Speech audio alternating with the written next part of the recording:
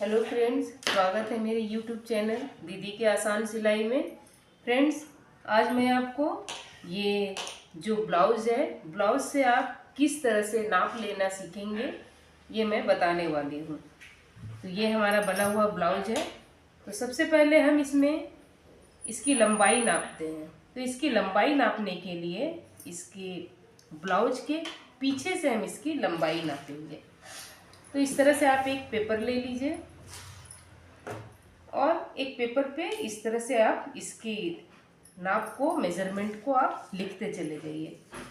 तो सबसे पहले हमें इसकी लंबाई लेनी है। तो इसकी लंबाई लेने के लिए इस तरह से ब्लाउज को डबल फोल्ड कर लेते हैं और इसके पीछे से इसकी लंबाई लेते हैं। यहाँ जो कंधे की हमारी सिलाई है, यहाँ से लेकर टेप को हम यहाँ नीचे तक रखते हैं। तो ये जो लंबाई आएगी ये हमारे ब्लाउज की परफेक्ट लंबाई होगी। तो इसकी लंबाई है यहाँ से यहाँ तक 13 इंच। तो इसकी लंबाई हो गई 13 इंच। और साथ ही साथ हम पीछे इसके बैक गले की डीप हम इसका नाप लेंगे। तो इसके बैक गले का डीप नापने के लिए हम टेप को इस तरह से ये गले के पास रखेंगे और यहाँ से तिरछा ये बीच तक लाएंगे। तो यहाँ ये जितना आया ये हमारे बैक गले का डीप हो जाएगा। तो यहाँ से यहाँ तक ये हमारा आ रहा है 9.5 इंच। तो ये हमारे बैक गले का डीप हो जाएगा 9.5 इंच।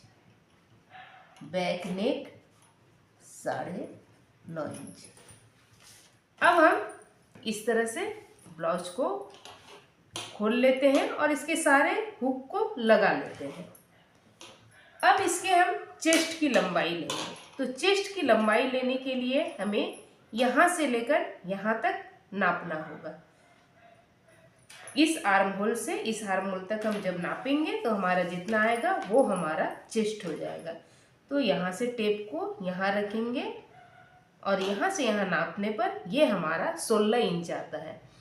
तो 16 को अगर हम डबल करते हैं यानी कि ये हमारा चेस्ट साइज हो गया 32 इंच।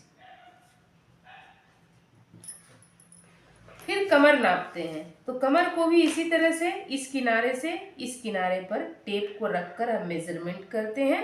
तो ये हमारा आ रहा है 13 इंच। तो 13 को जब हम डबल करते हैं तो हो गया 13 दूनी 26 इंच, यानी कि हमारा कमर हो गया 26 इंच का।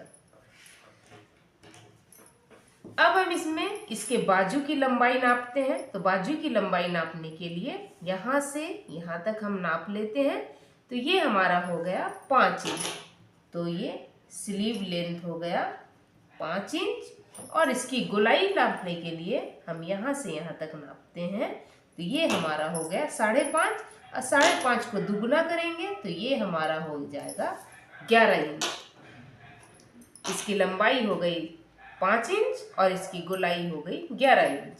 अब हम इसके फ्रंट गले का नापते हैं। तो फ्रंट गले को नापने के लिए भी इसी तरह से हम रखेंगे टेप को यहाँ पे इस कंधे के पास रखेंगे और यहाँ से तिरछा इस तरह से टेप को लाएंगे। तो ये हमारा आ रहा है 6 इंच का। तो फ्रंट नेक हो गया 6 इंच। अब हम इसका शोल्डर नापेंगे। तो शोल्डर नापने के लिए इस तरह से ब्लाउज को आप नॉर्मली रखें। इस तरह से फैला के नहीं रखना है, नॉर्मली। ये जितना गला जो नॉर्मल जितना दूरी तक फैल जाए उतना ही दूरी तक हमें इस तरह से ब्लाउज को रखना है। अब हम इसमें यहाँ से यहाँ तक इसका शोल्डर नापते हैं। तो इसका शोल्डर नापने पर हमारा आ रहा है 8.5 इंच। शोल्डर 8.5 इंच का आ रहा है। अब हम इसके चोली के, ये चोली कट ब्लाउज है तो हम इसका चोली नापेंगे। तो इसका चोली नापने के लिए ये जो हमारा चोली है, यहाँ चोली की यहाँ से सिलाई है यहाँ तक, इसकी हुक पट्टी तक है। तो ये जहाँ से इसकी सिलाई है, यहाँ साइड पट्टी में जहाँ से चोली की सिलाई हमने की है, यहाँ से इसका मेजरमेंट लेते हैं। यहाँ से यहाँ तक हम नापते हैं। तो ये हमारा कितना आया है, यहाँ से यहाँ तक आ रहा है 5 इंच। और दोनों चोली को नापते हैं। ये भी आ रहा है 5 इंच। तो यानी यहाँ से यहाँ तक हमारा 5 इंच है। तो जब हम यहाँ से यहाँ हमारा जितना भी नाप आ रहा है उसमें हम 3 इंच ऐड कर देंगे तो ये हमारा चोली का नाप निकल जाएगा। क्योंकि ये 3 इंच का हमारा ये टेकन लगता है, तो ये 5 इंच में अगर हम 3 इंच ऐड करते हैं तो हो गया 8 इंच, यानी कि चोली हमारी हो गई 8 इंच की। तो इस तरह से फ्रेंड्स, अगर आपके पास ब्लाउज मेजरमेंट करने के लिए आए और उसी नाप से ब्लाउज बनाना हो तो आप इसी तरह से ब्लाउज का मेजरमेंट लेकर फिर आप उससे ब्लाउज की कटिंग कर सकते हैं। तो इस तरह से फ्रेंड्स, इससे आपको ब्लाउज कटिंग करना बहुत ही आसान हो जाएगा। तो फ्रेंड्स, मेरी वीडियो पसंद आई तो मेरी वीडियो को लाइक कीजिए, शेयर कीजिए और सब्सक्राइब कीजिए। Thank you for watching.